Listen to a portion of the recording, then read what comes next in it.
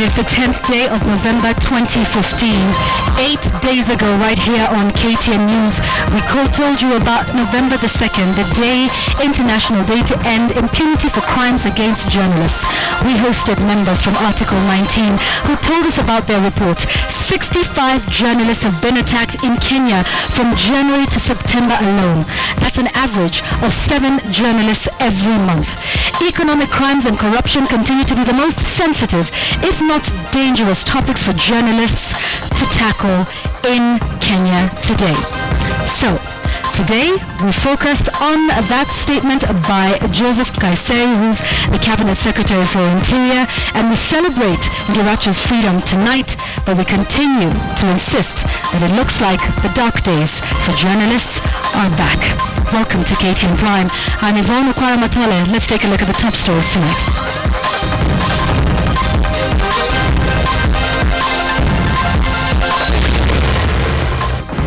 To be found their faults, we intended to cause disaffection against the government, contribute to economic sabotage, or contribute toward generating insecurity, and the same person will be held personally to account. Back to the dark days. Journalist detained for refusing to reveal his source. Tuambiane ukweli. The biggest corruption in Kenya occurs in the office of the president. Remember this? While corruption is not a creation of the media. The meeting has been fruitful, and upon discussion, the parties have agreed. We shall take part in the discussions and deliberations in a way that the teachers of Kenya can now see that their economic welfare has been considered. Is it divide and rule? State House brokers teachers deal without Sossion. Burundi crisis. France recommends tough sanctions on Nkurunziza's regime.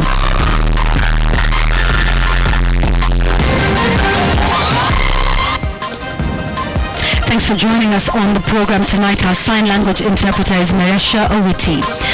Tonight, a dark cloud hangs over the country once again.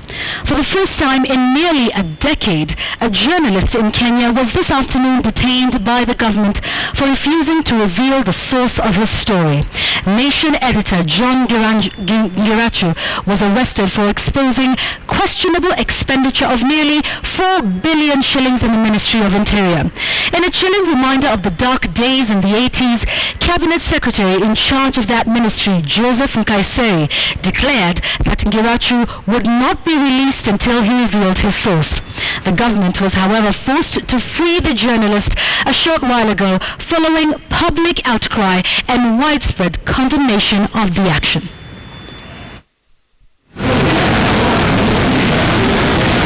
With the stench of corruption rising to the high heavens, the Cabinet Secretary's statement could not have come at a more awkward time, in a move immediately interpreted as an attempt to muzzle the media from exposing wastage of public funds. The Nation journalist John Girachu was picked up from Parliament buildings by CID officers for publishing a story exposing questionable expenditure at the Ministry of Interior amounting to 3.7 billion shillings. In his press conference, the Interior Cabinet Secretary did not dispute the figure, but complained it leaked from Parliament to the public.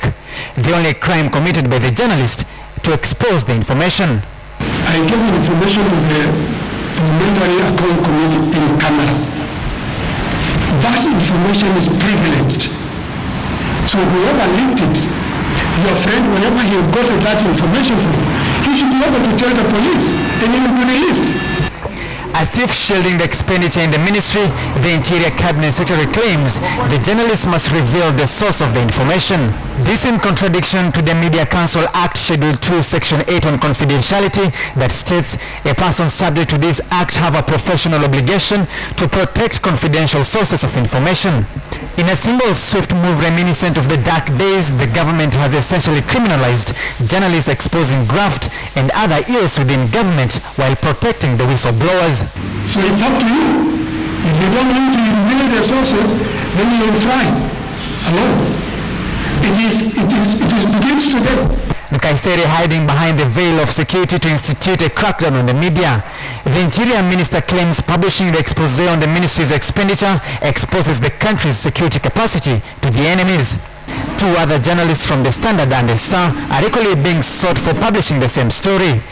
Begging the question, is Nkaissery advocating for public scrutiny of state expenditure to be top secret, yet they are funded by taxpayers' money? In his oral brief, Nkaissery did not dispute the colossal sum of 3.7 billion shillings questionable expenditure. I told the Speaker, if the chairman of the PSC is the one willing information, he will be censored. Because there are procedures.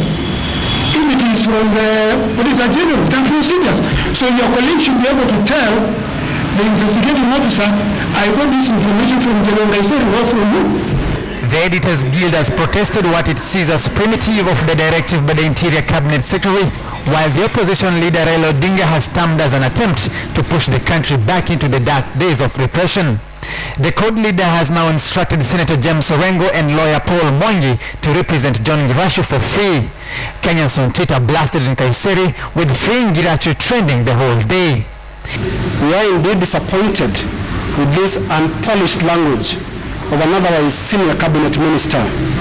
Phrases such as frying an innocent journalist could at best find home back in the 1980s when Nkaissery led an infamous military security operation against potentially innocent villagers in West Pokot. Only last month, the president assured the country that his government was not scared of media scrutiny.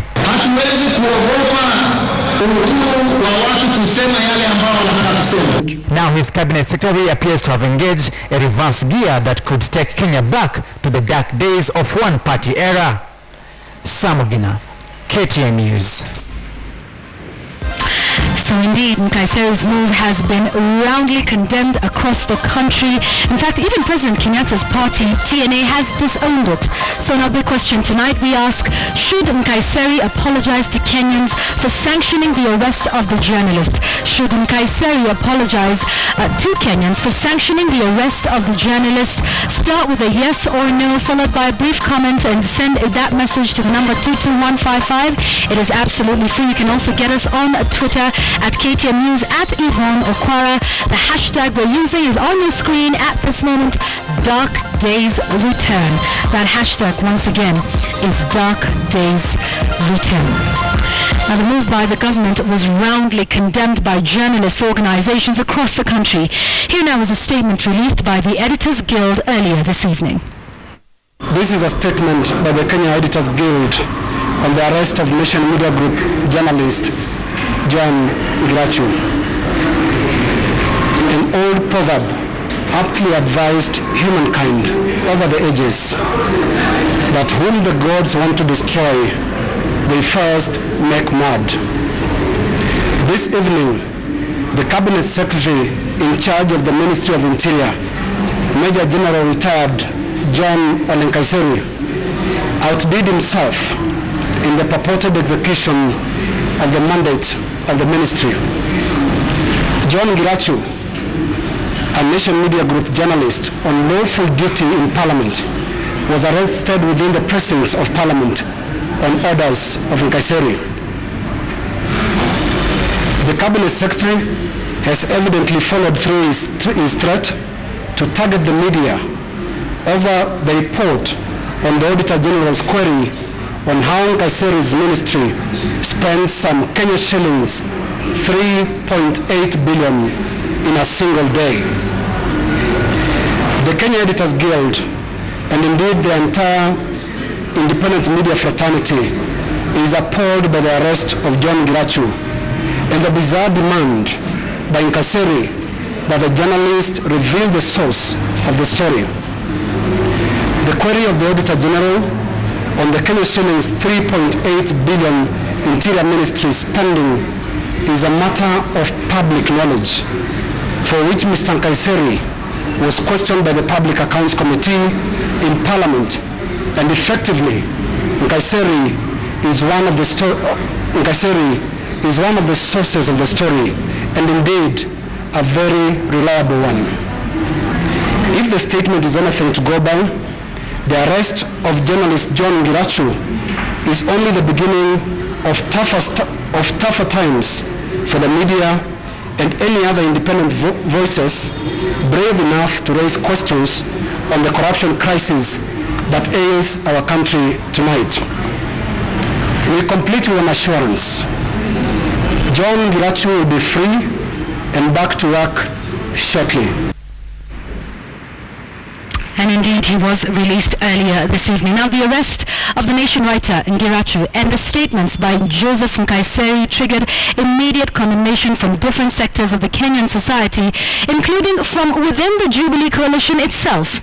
The Kenyan opposition leader Raila Odinga ordered two renowned lawyers, James Orengo and Paul Mwangi, to defend Ngirachu for free. Raila says Kenya has to move forward and close the chapter of opaqueness in management of public affairs permanently. The Media Council of Kenya also weighed in, saying harassing journalists is a hindrance to the freedom of the media and expression as enshrined in the Constitution. TNA, the president's own party, distanced itself from Kaiseri's action and statement, saying the leadership of the Jubilee coalition will remain vigilant in ensuring freedom of the media, expression, and access to information are not abused by anyone, not even within the Jubilee administration. The Kenya Parliamentary Journalists Association has remained firm that they will not be gagged, but will remain focused in writing factual stories of what is ailing the country. Now, the statement by Nkaiseri termed corruption and the media reporting of it as an internationalized hysteria aimed at harming the nation. He also said he also accused the media of what he calls castigating the government as irredeemably corrupt. But is corruption in government really a creation of the media? Here now is a statement made by President Uhuru Kenyatta himself 2 years ago on corruption in his own government. Ambiane ukweli, the biggest corruption in Kenya occurs in the office of the president. The security-related agencies are the basis of corruption in this country. Wakifichana, wafikiria ya kwamba ati ni mambo ya security, ati hapo ndipo watu wataunda pesa.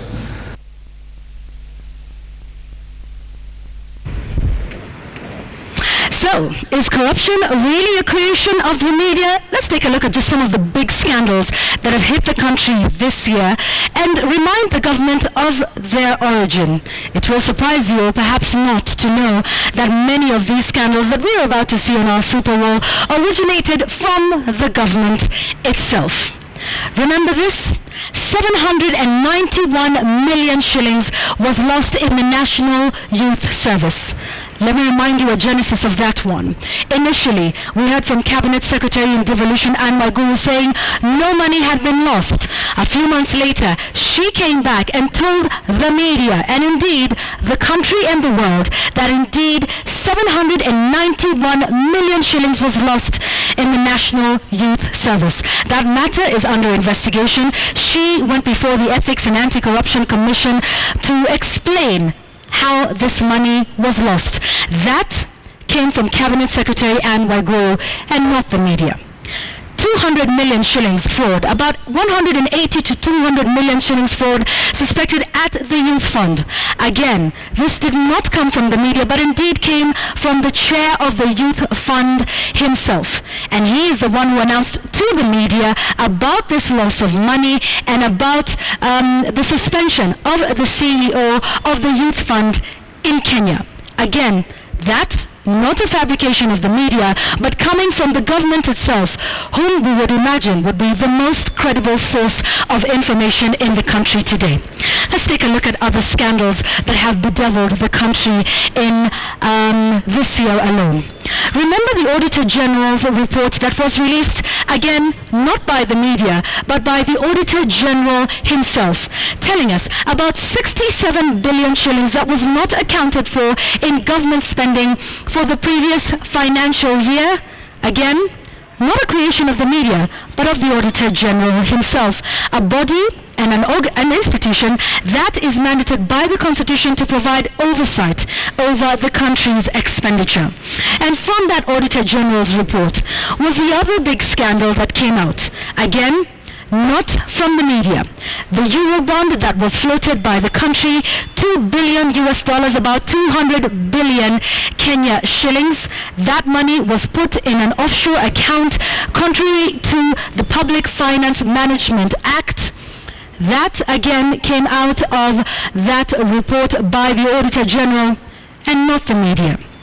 Remember the 8 billion shilling Karen land saga, for which suspended Cabinet Secretary Charity Ngilu is now facing charges in court for obstruction of justice and obstruction of the investigations into that. Again, this is a suspended Cabinet Secretary who herself has been suspended and is facing charges in a court of law. Again, that not a fabrication of the media. So let's take a look at another scandal I believe we have today, and we want to just continue to paint this picture. Excuse that typo there. The Langata Primary School grab. Remember this one? And that set off a chain of events across the country in which even the government itself is helping primary schools across the country to ensure that their land is not grabbed. We remember children being tear-gassed by the police in the country. That was not a fabrication of the media, but events that actually took place. So let's remind you of our big question tonight on KTN Prime. Should Cabinet Secretary Joseph Nkaissery apologize for sanctioning the arrest of John Ngirachu? Should the Cabinet Secretary apologize for sanctioning the arrest of the journalist? 22155 is our SMS number. Start with a yes or no, followed by your brief comment and your name and where you are watching us from. On Twitter at KTN News, at Yvonne Ukwa, the hashtag is Dark Days Return. Let's take a short break right now on KTN Prime. When we return, we'll be speaking to Standard Group's editor, David Ohito, for more on this dark day in Kenya today. Stay with us. Thank you for staying with us on KTN Prime. We want to get some more perspective now on the arrest of John Ngirachu today. And let's speak to Standard Group's digital editor, David Ohito, who joins us from our City Center studio. David, good evening and thanks for joining us tonight on KTN Prime. I'd like to start with your reaction to this, the happenings today. And indeed many saying, well, he's now free. So what next? Thank you very much, Yvonne, but I think it's really a sad day and shows you the potential of threats that are live for the media and practicing journalists in Kenya today. I'm very sure Nkaissery did not do his homework pretty well.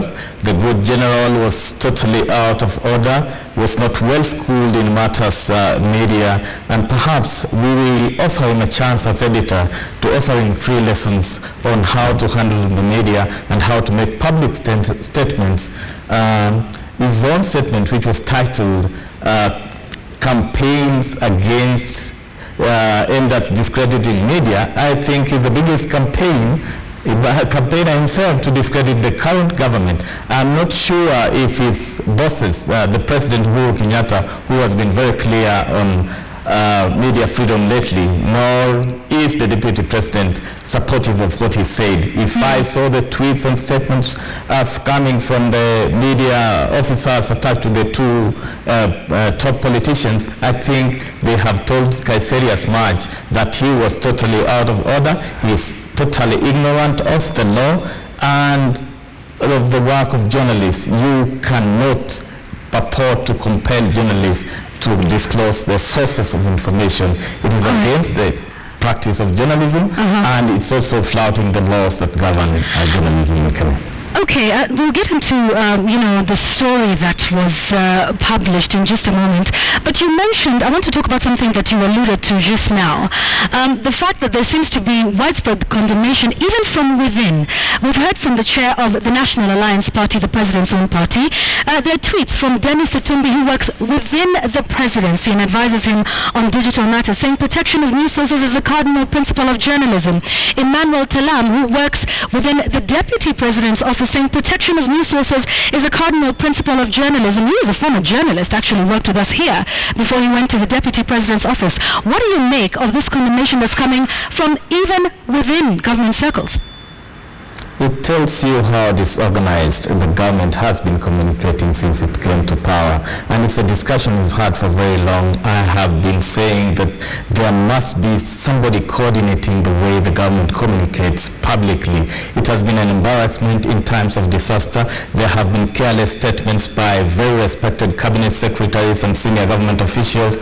And you saw what Nkanseri did today, that you least expected in this modern day and era. I think it is time for the Jubilee administration to get its act right, go and rethink how it can communicate better. They are doing a few good projects, quite very well in terms of infrastructure, but even how that is communicated is one thing. But on matters corruption, I think the media has done well and will continue doing its work, trying to protect public coffers from those who are out to pay for them. All right, David, there's many Kenyans, some who are saying today, well, okay, that is dark days for the media, that is what's happening to journalists. What does that really have to do with me? Even as you answer that question, as to why this should matter, to a Kenyan who's not a journalist today, also talk to us about Jubilee's track record with enshrining the freedom of media and freedom of expression in the country since they came to power. Very good question, Yvonne. I have been one of the biggest critics, and I've been holding very high-level discussions with the Minister Matiang'i and other relevant officers that we come into contact with. We have seen what we describe as an onslaught on the media since the Jubilee administration walked into power. And one was the Media Act, which we challenged successfully before courts, and then there was the Media Council Act, and then there was the Security Laws Act, and we have seen an attempt through the Powers and Privileges Committee to try and guard the media space and stop Kenyans from having a platform where they can fully express themselves. We know very well that we have freedom of the media, freedom of expression, well enshrined in the Constitution, as well as access to information. At the moment, we told Mary Women's Rep, Priscilla Nyukabi, has presented access to information bill before the National Assembly and should be ready for debate tomorrow. We are hoping that such progressive laws can be entrenched so that leaders know the benchmarks on the border marks where they should go.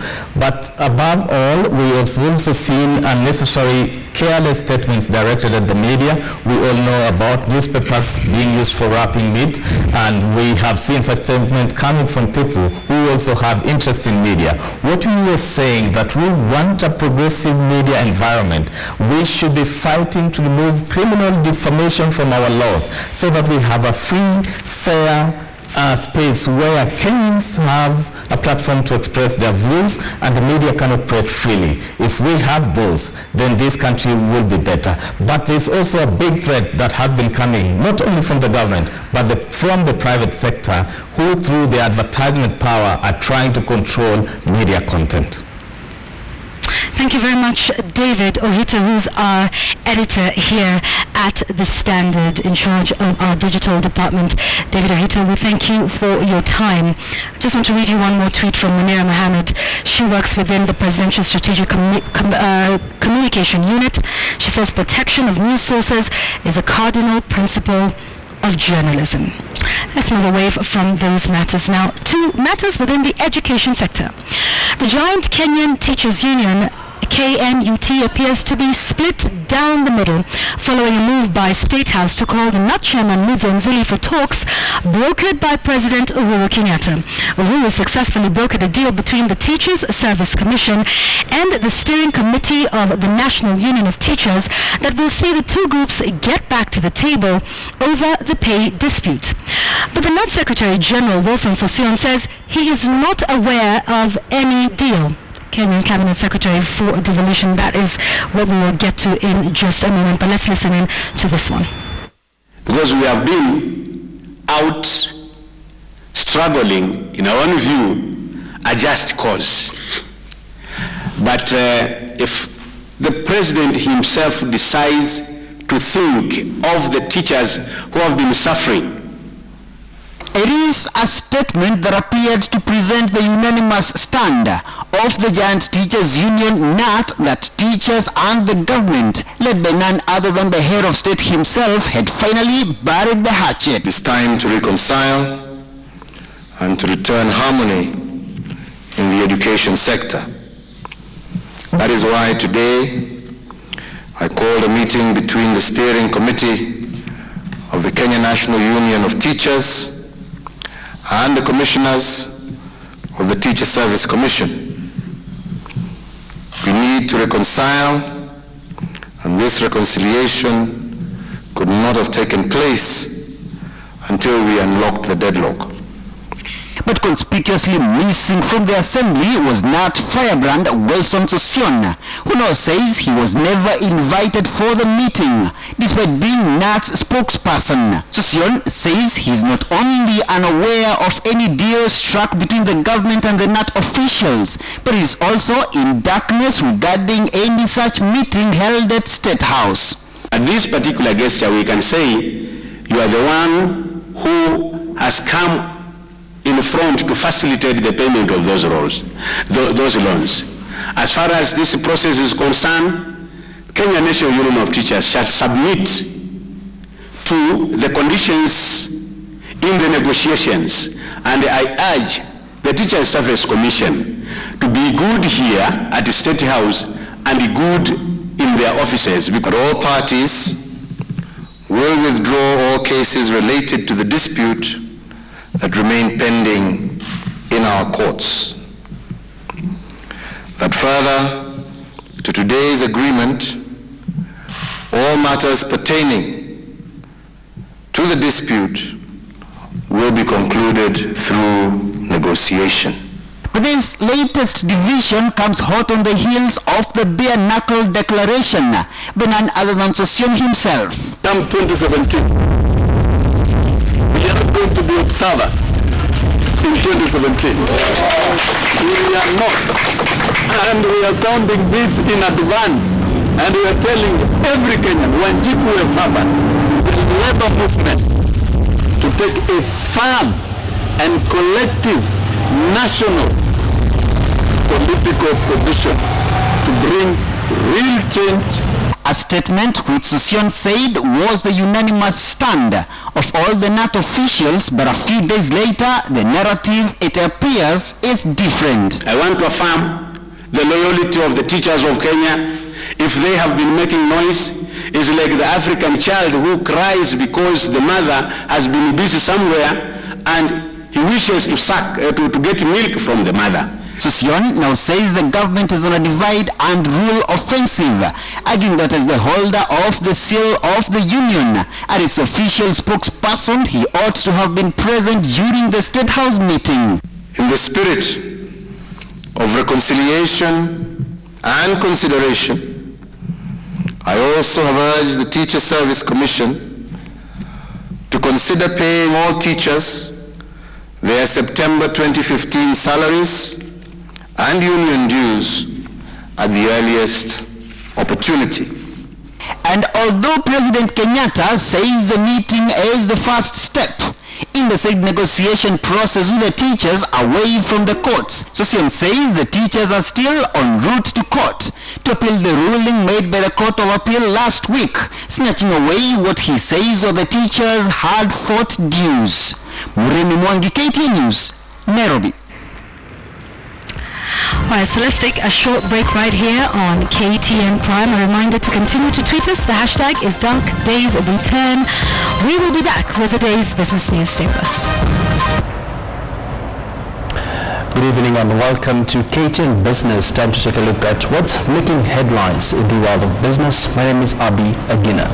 After a long and bumpy ride in Kenya's telecoms market, Telecom Kenya looks set to exit the market. Majority shareholder France Telecom has announced it has signed a binding agreement to sell its entire 70% stake in the company to private equity firm Helios. The French operator has over the last 2 years shown keen interest to exit the market, but has on several occasions seen interest from buyers waver. KTN's Michael Karanja has more. The date is 14th August 2008. France Telecom has successfully bought a 51% stake in Telecom Kenya for 39 billion shillings and is launching its new corporate identity, becoming the third mobile operator in the market after Safaricom and what was then Celtel. The ambition then, like all the other players in the market, was to tap the nascent telecom sector and grow its foothold in the market. Next was profitability, growing market share, and listing on the Nairobi Securities Exchange in the next 5 years. Telecom Kenya is to approach differently the corporate segment. In fact, it's obvious for any newcomer in the country that the corporate segment has been under-addressed. But all that did not go according to plan. The inability to gain market share led to perennial losses, leading to declining revenues and denting cash flows. This prompted shareholders to pump in more cash and write off its debts. In 2012, the government made an unprecedented move to convert part of its debt in Telecom Kenya into equity, allowing the majority shareholder to grow its stake to 70%. The firm, however, continued making losses in Kenya, a fact that saw the French shareholders grow wary of the operations and birthed whispers of a planned exit. Among the reasons given for its planned exit include a contention that the Communications Authority of Kenya had yet to establish a level playing field for all players. Among the first firms to express interest in the firm was Tower News operator Viatel Group, which in 2014 made a bid for Orange Group's 70% stake in Telcom. However, that bid flopped after the firm made what was considered unrealistic demands. And this year, private equity firm Helios initiated talks with the French shareholders, and the two parties appear to have agreed on terms. The two have signed a binding agreement for Helios to buy the entire 70% stake for an undisclosed amount, marking the official exit of Orange from the Kenyan telecom space. The exit by France Telecom comes barely a year after India's Airsa Telecom also exited the market, selling off its business to both Safaricom and Airtel. Helios had earlier this year diversified from Equity Bank, selling its entire 24.9% stake for an estimated 52 billion shillings. Already the private equity firm has entered into a joint venture with property developer Aecon as it seeks to grow its portfolio in the real estate sector. The buyout is still subject to regulatory approval. Michael Karanja, KTN Business. Well, shifting gears to the financial sector, Kenyan banks should now prepare for deeper and more rigorous oversight going forward as the central bank moved in to address the challenges that saw Imperial Bank put under receivership and Dubai Bank liquidated in the last 3 months. Speaking before the Senate Finance Committee, Governor of the central bank said the bank had begun an internal audit on the systems used in the bank supervision team as they seek avenues to interrogate and drill down into bank data and allow early detection for any crisis. Dubai Bank was put under receivership in August for engaging in what the CBK called unsafe and unsound business practices. The bank was found to be insolvent and liquidated by the central bank. Imperial Bank, on the other hand, was said to have used an elaborate IT-driven scheme to be engaging in inappropriate business practices that included falsifying the financial statements to mislead the central bank and depress deposits at Imperial Bank by 38 billion shillings. As such, CBK says it is improving its infrastructure, working with partners to boost bank supervision capacity and improving the skills and capacity of officers involved with supervising banks at the CBK so as to ensure the future stability of the banks in Kenya. Golden partners that are going to bring us to the cutting edge. So we want to come out of this much stronger than before, and we want to stay there. That's the only way we can actually be good supervisors going forward of the system. The conduct of supervision, you mentioned it as well. It isn't just the IT. We also need to do the processes and to be sure that we are doing it in a way risk-based and so forth that we can bring where we know there's some risk or some issue, and of course, we'll do it in a way that makes sense. Well, the high interest rate environment that has become the bane of existence for Kenyan traders and individuals could begin easing in the coming weeks as banks begin adjusting to new realities on the ground. According to the central bank, the current high lending rates by banks was a reflection of the high treasury bill and interbank rates witnessed in the last 1 month, owing to tight liquidity in Kenya's money market brought about by CBK's frequent mop-up operations that sought to tame the weakening of the Kenyan Kenyan shilling. The situation was also worsened by the perception that Kenyan government had insatiable appetite for debt and was desperate for funds. As a result, Treasury bill rates, the rate at which government borrows short-term debt from the local market, hit 23%. But with the $600 million syndicated loan and tighter fiscal controls, CBK says the worst has passed, with the T-bill rate cooling back down to 13.7%. As such, banks which take up more than 52% of state borrowing will be left with idle funds on their hands. And according to CBK, this will be a boon, as banks which have raised their lending rates to a high of 27% will also have to start revising downwards their rates to accommodate the new reality.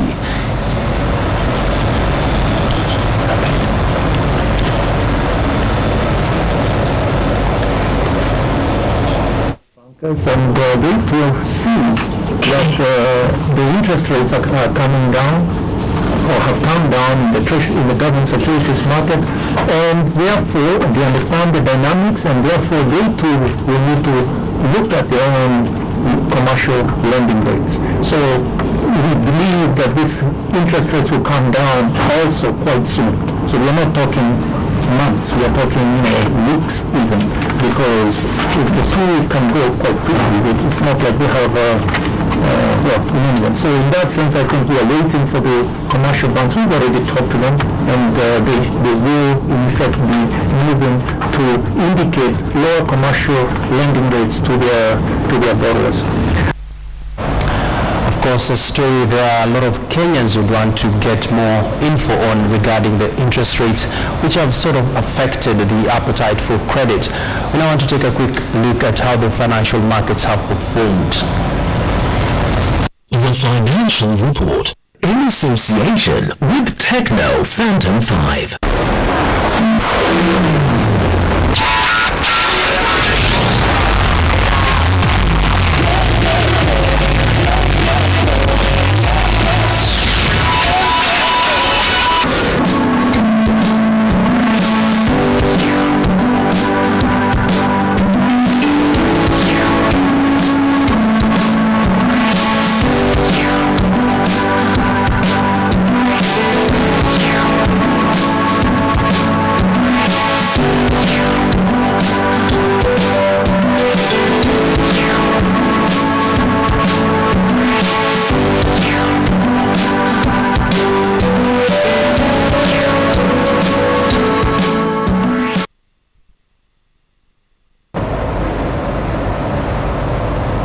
Indeed, a very good evening and a warm welcome to tonight's edition of KTN Sports. My name is Lynn Washira, and we kick off the bulletin in matters rugby, where the national service coach Benjamin Ayimba named 2 new inclusions into an evidently experienced 12-month squad that will take part in the Rio Olympics qualifiers in Johannesburg this weekend. Only one ticket is up for grabs in the 12-team Africa tournament.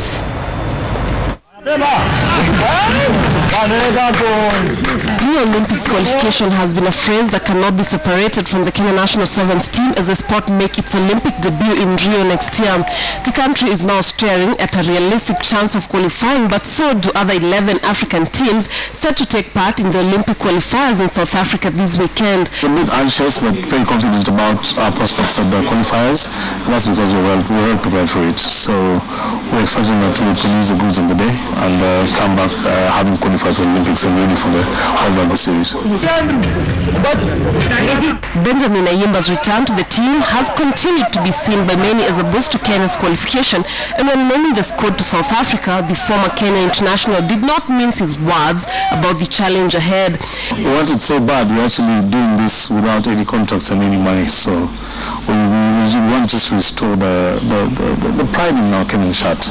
And having seen the players and how driven they are without anything concrete about the contracts, you see that they're really proud to wear the shirt and want to do everything, because that's the only thing we'll be left to hang on to. Ayimba chose to stick with experienced players like Colin Sinjera, Captain Andrew Amonde, William Baka and Biko Adema, with homeboys Jeffrey Onwich and Queen's Frank Wanyama, the only two new inclusions. There'll be a lot of youth and excitement in the team. We saw what Wanyama could do, and Jeff is a very hard worker, looking to step in the big stage. You know, for a 19-year-old who's that big already, there's a lot of prospect for him. Wanyama brings excitement into the team as well. He's very excited to be part of the team. He's been working hard, he's become stronger, he's a lot more faster, he's making better decisions now. So, despite joining the team in training, veteran and former captain Humphrey Kayange will not be heading to the qualifiers.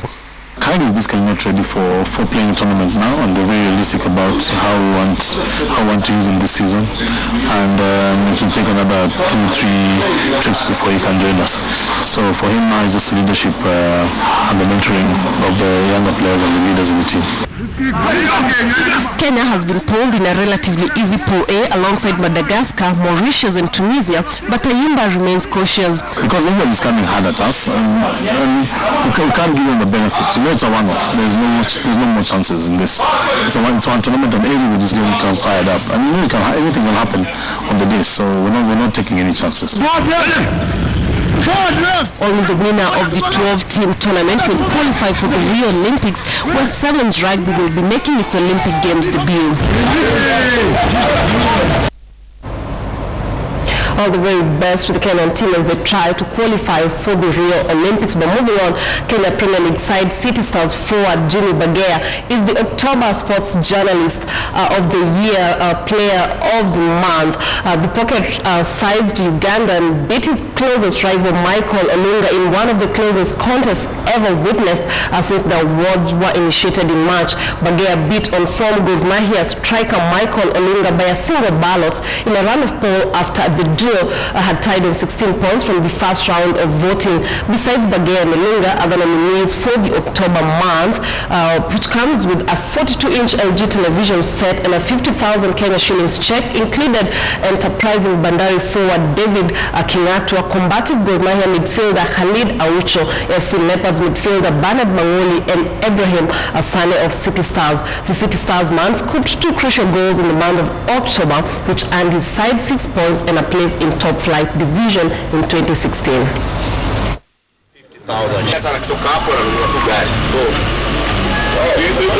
And staying with football, Southampton's Harambee Stars captain Victor Wanyama was the latest player to arrive at the national soccer team Harambee Stars camp that is shaping up ahead of their crunch match against Cape Verde on Friday. Wanyama is among the 4 foreign-based players in the camp. The squad was in a cheerful mood as they took their paces under the watchful eye of Scottish coach Bobby Williamson. Other foreign-based players in the team include Sudan-based Anthony Akomo, Azam's Alan Wanga, and Finland-based Clifton Miheso. Local-based players reported to camp last week Thursday. The team is preparing for the World Cup qualifiers as well as the Sikafa Kagame Cup that kicks off in a fortnight in Ethiopia.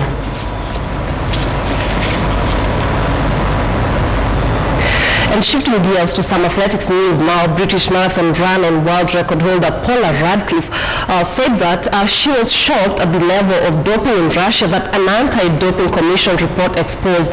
The commission, set up by the World Anti-Doping Agency, WADA, found a deeply rooted culture of cheating in Russian athletics, which it said was aided by the Russian authorities, while also identifying systematic failures in the global governing body, the International Association of Athletics Federations, IAAF.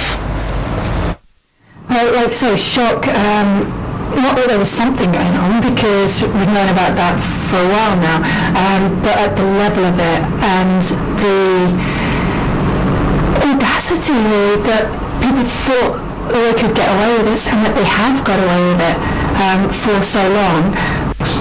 I think that was the recommendation of the report, and I believe that that's what Seb has come out and said, that Russia have until 3 or 4 days to come out and to do something to show that they're moving forward. But I do think that action, it needs to be strong action now, and you never want to have to penalise even one innocent athlete, which might happen in this case, but because of the scale and the level, I think it's a step that has to be taken, and we need to look at sanctions for all countries which do not respect the anti-doping code.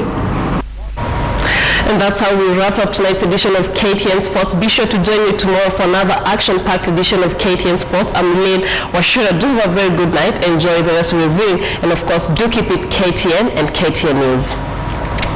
With more to do.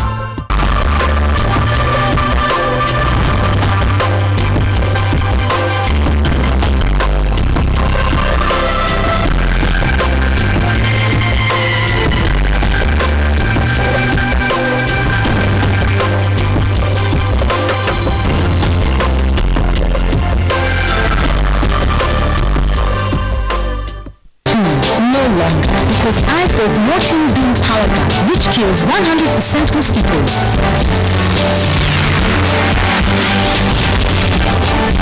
Bulletin Power Guard kills 100% mosquitoes. Take a look at your feedback today. The hashtag we're using is Dark Days Return. I want to sample your feedback. Marco Dingle, Washington.